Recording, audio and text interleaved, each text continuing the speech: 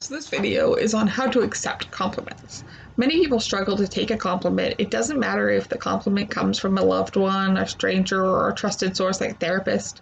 The struggle goes much deeper than manners, modesty, or cultural norms. I'm talking about the inability to accept what therapists call positive affect. The issue for some is about feeling deep down that you don't deserve it, that you can't believe it, that a person that you're not worthy, and that you can't allow or take an experience of feeling good about yourself, or even believing someone else feels good about you either. Why do some people find it so painful to take compliments? Why is the ability to accept compliments so important? What needs to happen to allow a person to truly take a compliment to heart and let it nourish them? To be able to truly hear a compliment depends on being able to see the good in oneself. But unfortunately, for some, deeply painful past relationships interfere with their ability to accept or to see the good in themselves.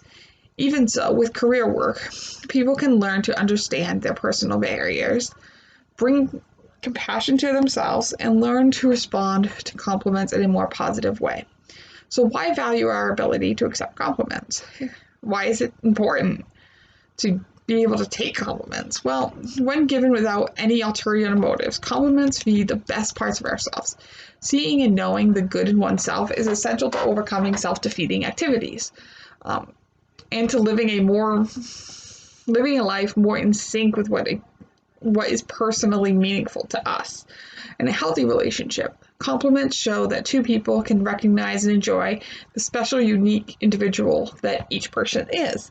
The ability to say thank you or smile when receiving a compliment shows that your heart is open to who you are, and you are able to take in those moments when someone else sees the best in you, and you should see it too. So, what interferes with the ability to accept compliments? Deep down, we all want love and recognition, to be understood, to be important, to matter to someone else, and to care about a loved one the same way. But for those who survive abuse and neglect, especially during childhood, the experience of trauma raises deep doubts about self-worth and often fuels an engulfing shame. Abuse and neglect forces the survivor to make a terrible choice to survive. How to make sense of danger, isolating disconnection, and hurt brought by a people who are supposed to be safe. If the abusers are central to the child's life, they can't be wrong. The loyalty of parents and meaningful people that children internalize is huge.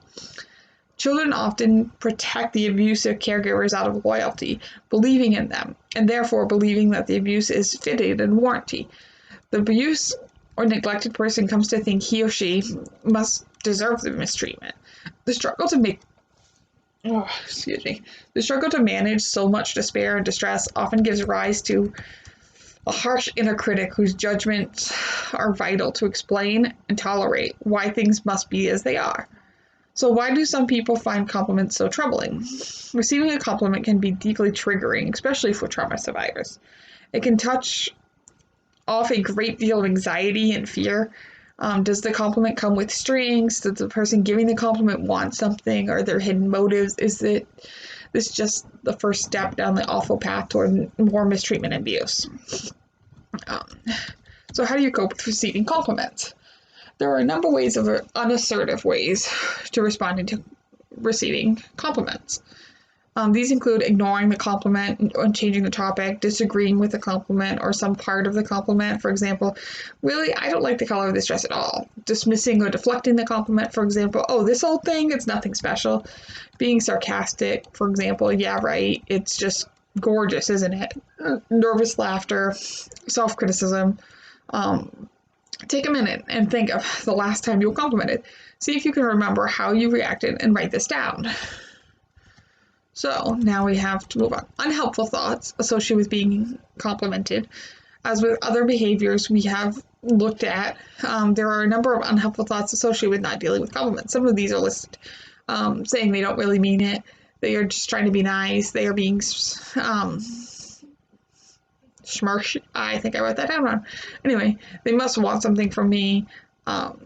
If I accept a compliment, it means I'm being big-headed. If I accept a compliment, they may think I am vain. It's too embarrassing to say something back. So how to give and receive compliments.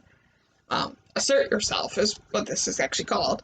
So, steps to responding to compliments. Assertively, look at the person, sit or stand up straight. If you shrink back or don't look at the person, it may seem as if you don't like them or don't believe them. 2, listen to what he or she is saying. 3, smile when receiving the compliment. A compliment is intended to make you feel good. If you frown or look down or away, the other person may be confused or uncomfortable.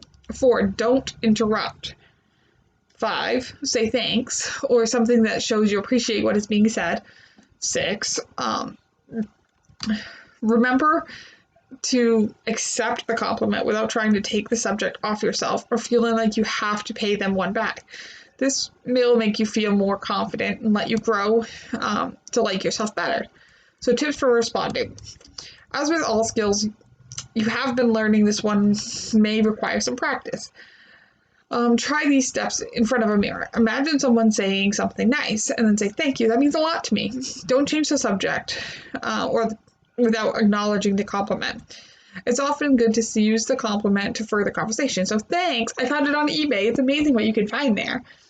That way, you've accepted the compliment and moved on to something about which you can talk about, what you can both talk about.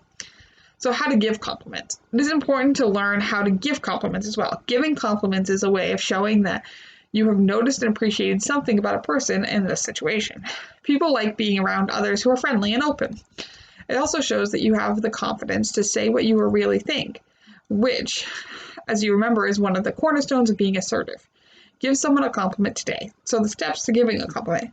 Think of the exact words you want to use before you give the compliment. It will make you feel more confident and less like fumbly around your words. Be specific. That necklace looks really good on you. Makes a bigger impact compared to "you look really good today." The more specific, the better. Mean what you say. People can tell the difference between sincerity and phoniness. Don't overdo it. A couple sentences will do. "You did a good job at blah, blah, blah, blah." Smile and be enthusiastic when you give compliments. It makes the other person feel that you really mean it. Be appropriate. Consider the setting and your relationship with the person. Commenting on a colleague's new hair color is fine, but mentioning it to your boss could be stepping out of bounds. Ask a question with your compliment. If you want to use a compliment as a conversational starter, "that necklace looks really good on you. Where did you find it?" So, thank you.